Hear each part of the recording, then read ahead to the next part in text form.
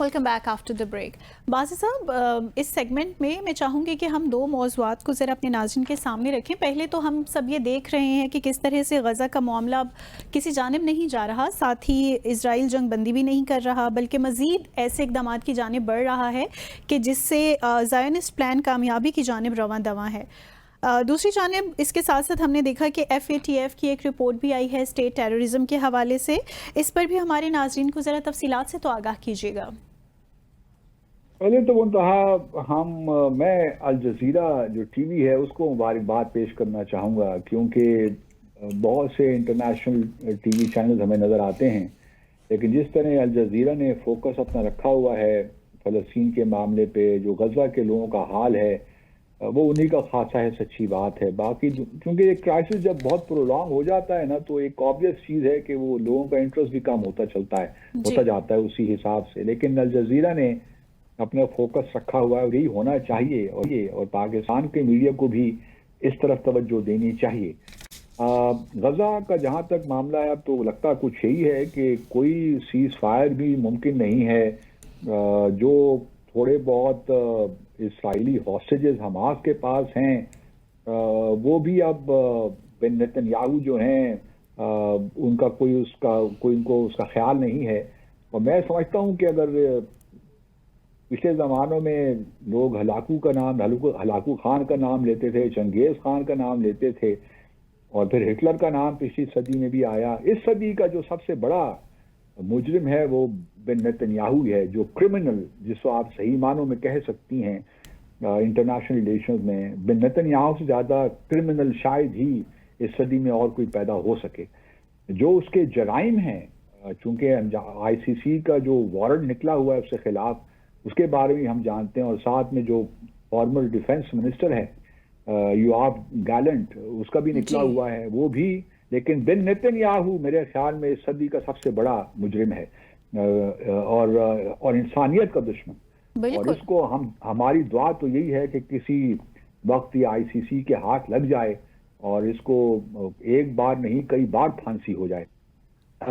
लेकिन अब लगता कुछ यही है कि क्योंकि जो नए इजरायली डिफेंस मिनिस्टर आए हैं, इजराइल कैट्स, उन्होंने तो बिल्कुल बरमला कहना शुरू कर दिया कि हम जो गजा में फलस्तीनी रहते हैं, हम उनको रफा साइड पे एक कंसंट्रेशन कैंप बनाएंगे, वहीं सबको दबा के रखेंगे, और कोई भी उनको, और सब कुछ हम रेगुलेट करेंगे। और फिर प्लान उनका यही है कि इनको सनाई जो है एरिया की तरफ धकेला जाए, इजिप्ट की जानिब। अब ये तमाम कवानीन की हर हवाले से आप कह सकती हैं खिलाफ वर्जी है, लेकिन क्या किया जाए कि मुसलमान दुनिया इस वक्त खामोश है, तमाशाई बनी हुई है, और हर नेशन स्टेट को अपने अपने इंटरेस्ट का ख्याल है।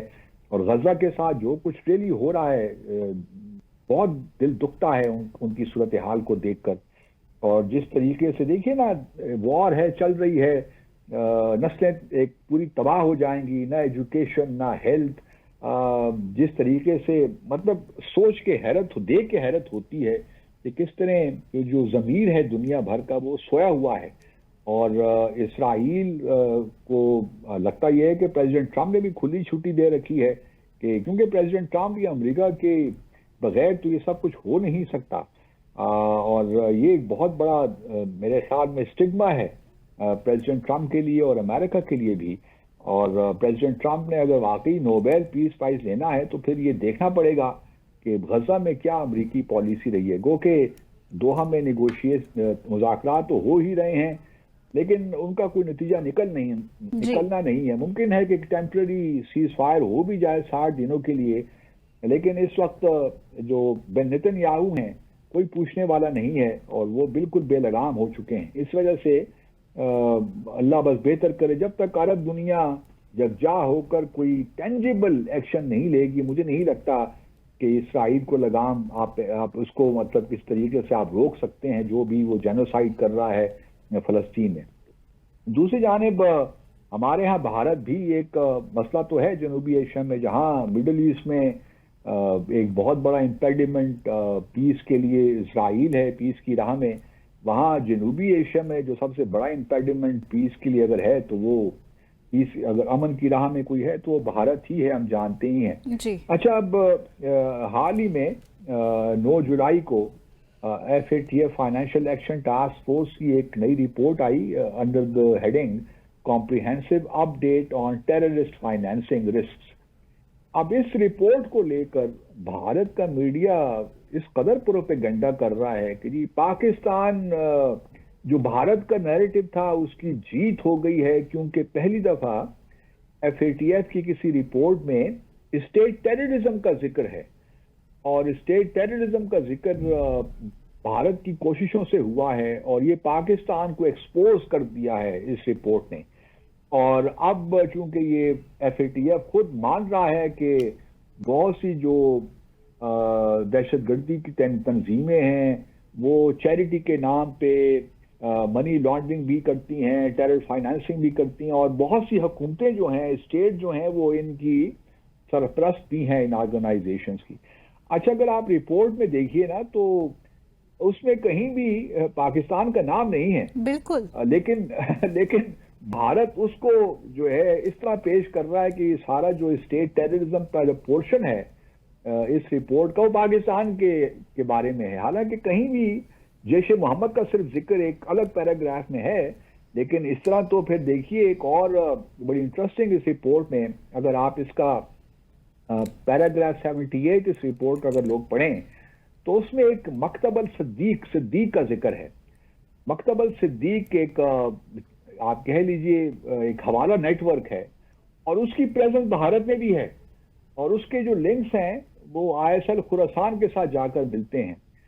तो अब भारत इसके बारे में क्या कहेगा? वो भारत जो पैराग्राफ 62 जो है उसका तो बार बार जिक्र कर रहे हैं, क्योंकि वो सेगमेंट का पहला पैराग्राफ है जो स्टेट टेररिज्म के हवाले से बात हो रही है, उसकी तो बात कर रहे हैं। हालांकि उसमें पाकिस्तान में कतन कोई जिक्र नहीं है, और न किसी और मुल्क का है फॉर दैट मैटर। लेकिन पैराग्राफ 78 में जो मकतबल सिद्दीक की बात होती है तो भारत का भी जिक्र है। तो अब भारत इसका क्या जवाब देगा? अब इस बात को लेकर ये कहा जा रहा है कि जी बड़ा जबरदस्त केस बन रहा है पाकिस्तान के खिलाफ कि उसको ग्रे लिस्ट में दोबारा शामिल किया जाए। पहलगाम के वाक़े की बात भी होती है।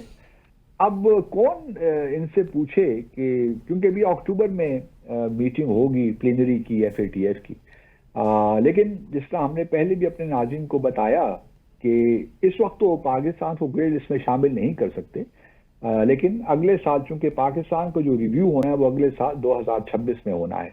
लेकिन पाकिस्तान को कंप्लेसेंट नहीं रहना चाहिए, क्योंकि भारत अपनी पूरी कोशिश कर रहा है इस वक्त, और उसने एक डिप्लोमेटिक कैंपेन, मीडिया कैंपेन और डिसइंफॉर्मेशन कैंपेन, एक प्रोपेगेंडा चला रखा है पाकिस्तान के खिलाफ, खासतौर पर पहलगाम वाक़े के बाद, कि पाकिस्तान की जो स्टेट इंस्टीट्यूशंस हैं वो जितनी भी ऑर्गेनाइजेशंस हैं, चाहे वो लश्कर तैयबा हो, जैश ए मोहम्मद हो, इन सब की वो सरपरस्ती कर रहा है, वही इनको फाइनेंस भी कर रहे हैं, और वही इनको स्पेस भी दे रहे हैं कि वो मनी लॉन्ड्रिंग भी करे और टेरर फाइनेंसिंग भी करें।